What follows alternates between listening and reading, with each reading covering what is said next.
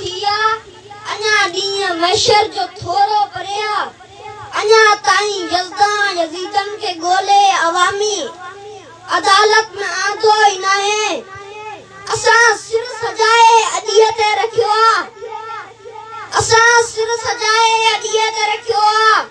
चवनि था त कातिल वांदो ही नाहे वफ़ाउनि जे बंजर बदन ते सदाईं रुगो पत्थरनि जी बारिश रही इया आवाजी नवाजिश रही न बादल वरसिया न के फूल तरसिया घटाऊं हमेशा गुरेज़ा रहनि थियूं असांजे जिस्म जे रखनि खे छुई वियल असांजे जिस्म जे रखनि खे छुई वियल हवाऊं हमेशा परेशान रहनि थियूं असांजो मुक़द्दर जोगी जी बगरी बि अबरी जंहिंमां प्यार जी पंजकणी छड़ी वई हवा तेज आई ऐं ज़ाया खणी वई असांजे नसीबनि जा टोपा उजड़ल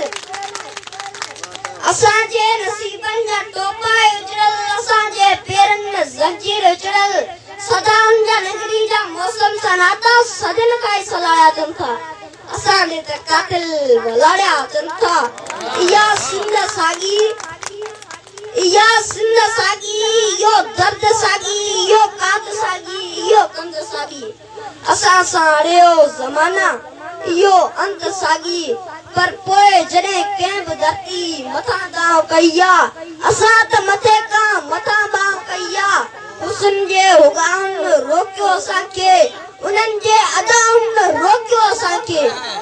कटियो जो बेवफा बदन बांकुरनि मां कंहिं कोमल जे बाहुनि रोकियो असांखे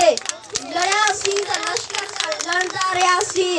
मुआसीं त पंहिंजी मिटी में मिलियासीं न ॾियां डुलियासीं न राजा रुलियासीं जॾहिं के लहू मां लाल थी वियो बदन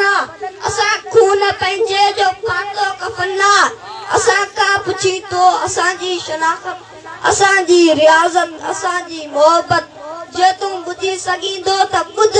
ही सॼी सिंध ही सॼी सिंध सजदे जे लाइक़ रही वञे पंहिंजे फतवा फिरोशन खे चइजां चरण चंड खे पूॼे छॾियो चरण चंड खे पूॼे छॾियो